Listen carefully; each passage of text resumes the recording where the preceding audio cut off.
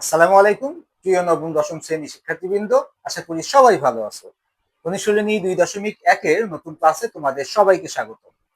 আমরা ইতিমধ্যে তোমাদের এই অধ্যায়ের যে কাজের অঙ্ক দেওয়া আছে সেই কাজের অঙ্কের উপরে 3টা ক্লাস নিয়েছি এবং আজকে কাজের অঙ্কের শেষ ক্লাস। তো চলো শুরু করা যাক। আমাদের প্রথম যে অঙ্কটি দিয়েছে এটা হচ্ছে একটা ক্রমজোড়ের অঙ্ক। ক্রমজোড়, দেখো জোড় মানে কিন্তু আমরা জানি জোড়া, আর ক্রম মানে কি পরপর, তাই না? তার মানে এখানে ক্রমে জোড়া থাকবে। এই কনসেপ্টটা বুঝতে পারলে অঙ্ক শেষ। দেখো আমাদের প্রথমে বলছে x/2 প্লাস y/2 কমা 1 সমান সমান 1 কমা x/3 প্লাস y/2 হলে x, y নির্ণয় করো। ক্রমজোড়ের অঙ্কের ক্ষেত্রে আমাদের যেটা মনে রাখতে হবে সেটা হচ্ছে এখানে দেখো সমান সমানের আগে এখানে এক জোড়া সংখ্যা দেওয়া আছে এবং সমান সমানের পরে এক জোড়া সংখ্যা দেওয়া আছে। প্রথম অংশের সাথে সমান সমানের প্রথম অংশ, তার মানে প্রথম এই অংশ সমান প্রথম এই অংশ, দ্বিতীয় অংশ সমান দ্বিতীয় এই অংশ। এটাই হচ্ছে ক্রমজোড়ের অঙ্কের মূল কনসেপ্ট। আশা করি তোমরা বুঝতে পেরেছো। ওকে, তাহলে আমরা যদি অঙ্কটি করি তাহলে আমরা লিখতে পারি যে ক দেওয়া আছে। ওকে, কি দেওয়া আছে? x/2 প্লাস y/2 কমা 1 সমান সমান 1 কমা x/3 প্লাস y/2। আমি কি বলেছি ক্রমজোড়ের অঙ্কের ক্ষেত্রে যে এই প্রথম অংশ সমান সমান এর প্রথম অংশ, এর দ্বিতীয় অংশ সমান সমান এর দ্বিতীয় অংশ। আমি লিখতে পারি যে ক্রমজোড়ের সূত্রানুসারে ক্রমজোড়ের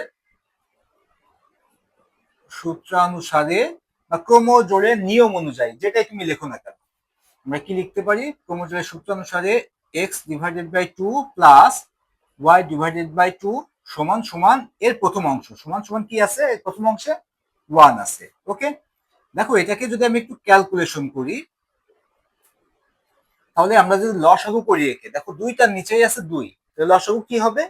2 হবে। লসাগু 2 হলো, 2 2 ভাগ করলে 1, একের সাথে x গুণ করলে x অক্ষে x প্লাস 2 2 ভাগ করলে 1, y এর সাথে 1 গুণ করলে y অক্ষে y সমান সমান 1।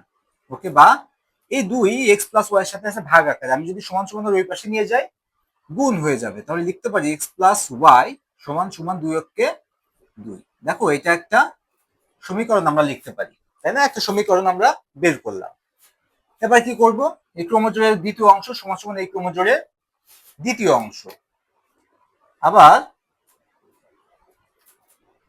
1 সমান সমান এর দ্বিতীয় অংশ কি ছিল? 1 সমান সমান এর দ্বিতীয় অংশ কি ছিল? x/3 plus y/2। ওকে, বা আমরা দেখো যদি এই পাশে নিয়ে চলে আসি প্লাস y/2 সমান সমান 1, একই কথা, জাস্ট সমান সমানের এই পাশ থেকে পুরো সেটটা চেঞ্জ করে ফেললাম আমি। তাহলে এদেরও লসাগু করি আমি, তাহলে 3 আর 2 এর লসাগু কি হয়? 3 2 6, 3 দিয়ে 6 দিয়ে ভাগ করলে হয় 2, 2 সাথে x গুণ হবে তাহলে 2x প্লাস 2 দিয়ে 6 দিয়ে ভাগ করলে হয় 3, 3 এর সাথে y গুণ করলে 3y সমান সমান 1।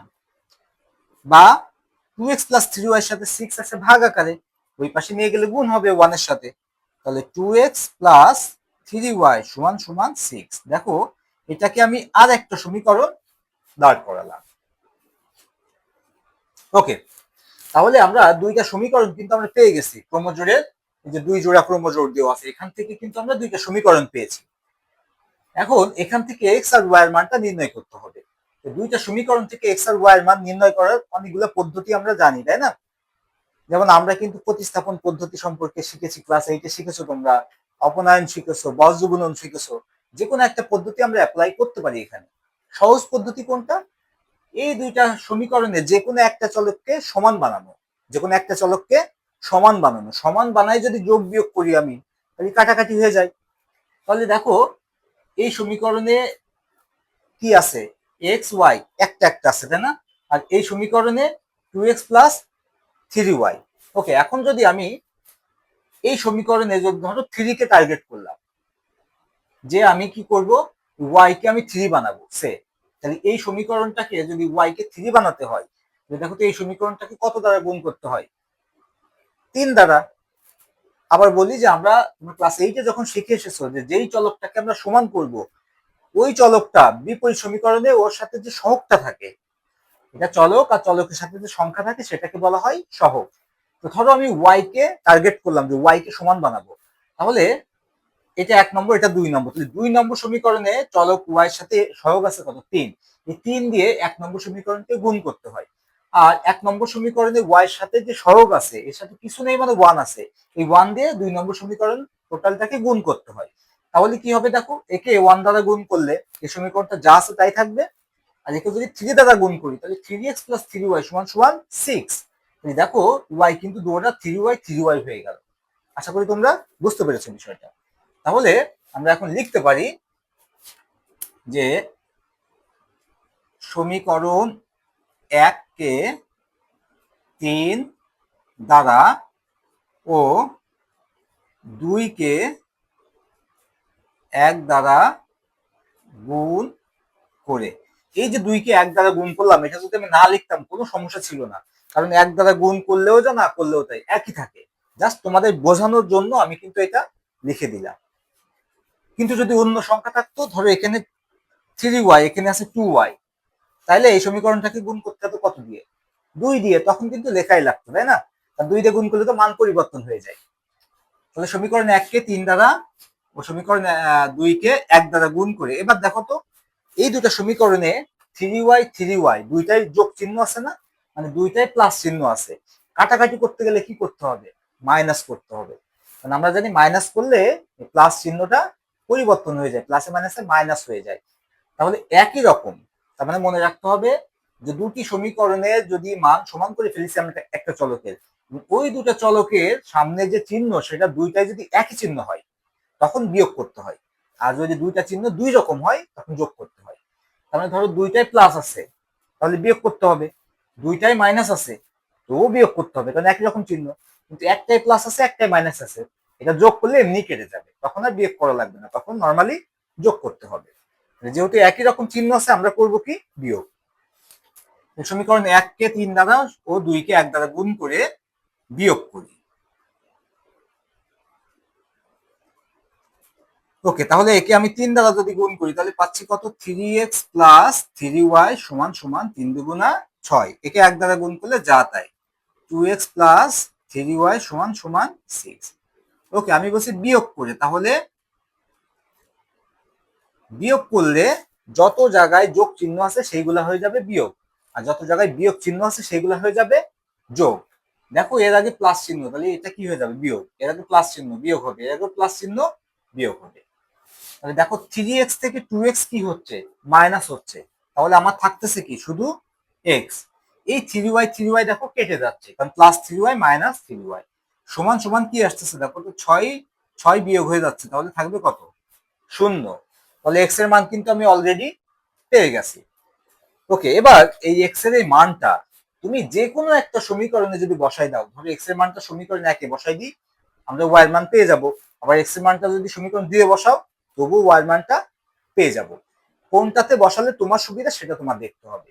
এই সমীকরণটা ছোট, তাহলে এখানে যদি আমি x এর মানটা বসাই তাহলে y এর মানটা সহজে পেয়ে যাব। আর এখানে বসালে আবার একটু ক্যালকুলেশন করা লাগতেছে, 2 লাইন বেশি, তাহলে আমি এটাতে বসাবো। তাহলে এখন লিখবো কি? যে x এর মান, অথবা x সমান সমান 0, তুমি যাই লেখো না কেন, x এর মান 1 নং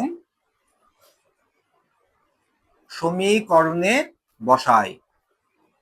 তাহলে বসালে কি আসতেছে দেখো তো? x এর মান, তাহলে 1 নম্বর সমীকরণ ছিল x প্লাস y সমান সমান 2, এটা ছিল। তাহলে এখান থেকে কি আসতেছে দেখো তো?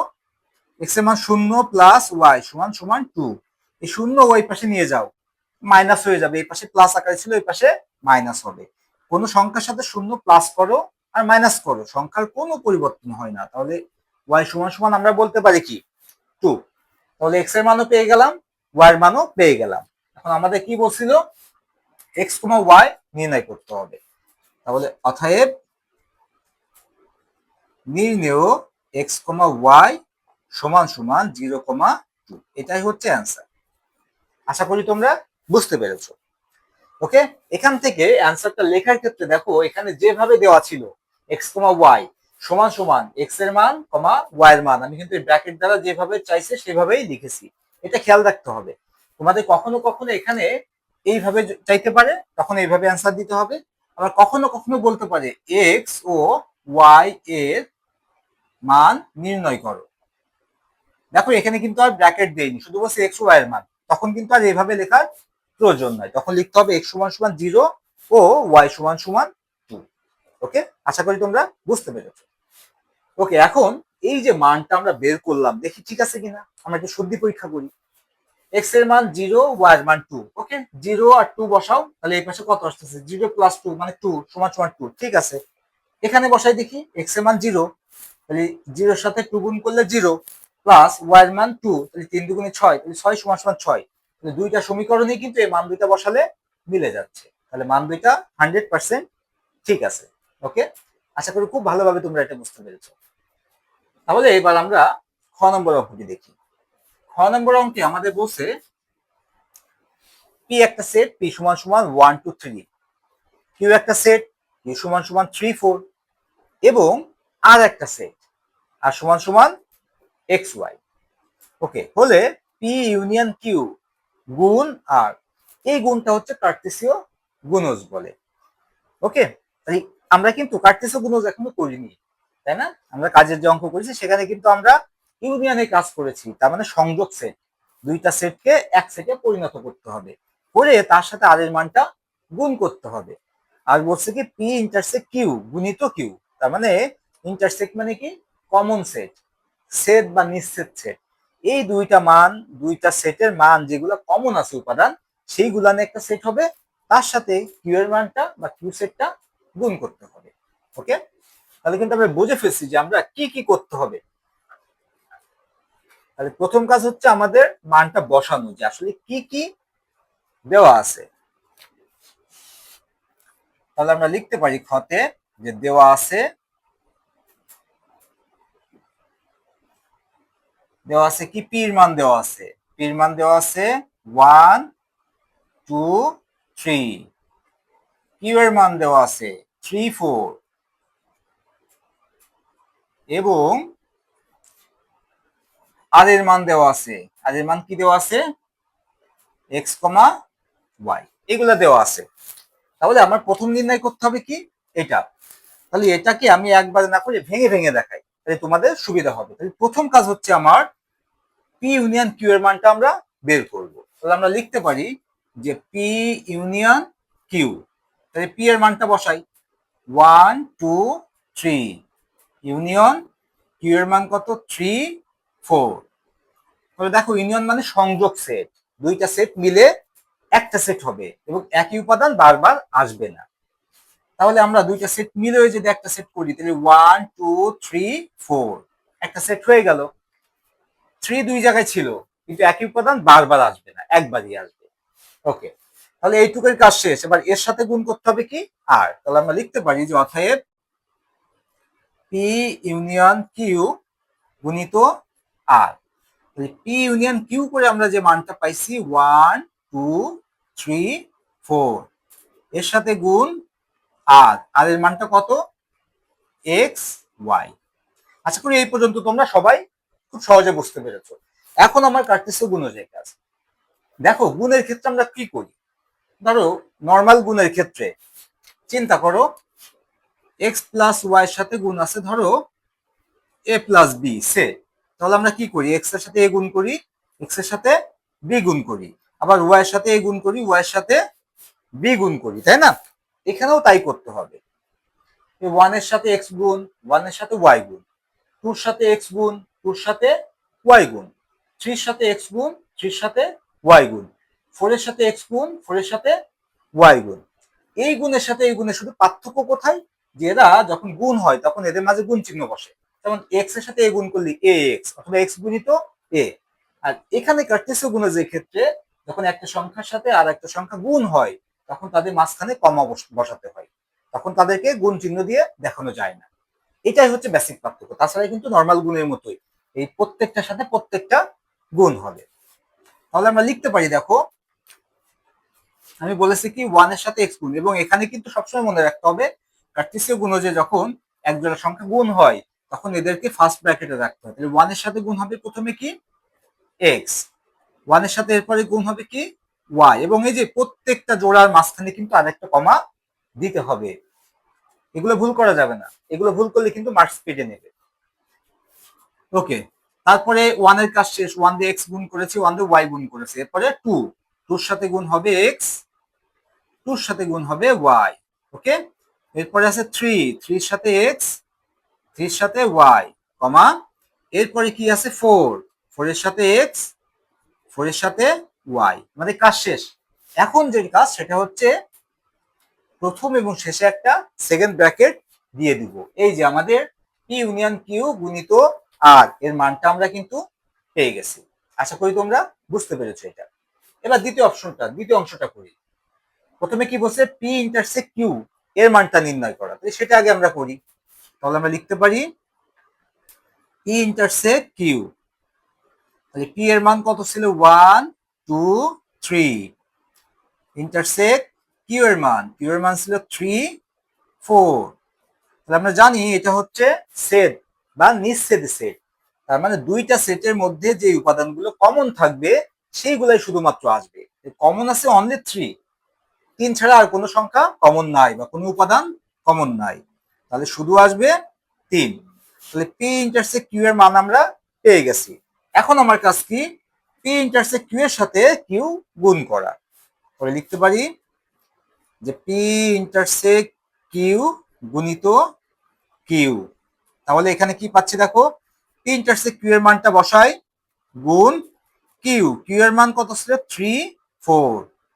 এবার কাটতেছে গুণজ, তাহলে এই 3 এর সাথে এই 3 গুণ, 3 3 3 এর সাথে 4 গুণ, 3 4।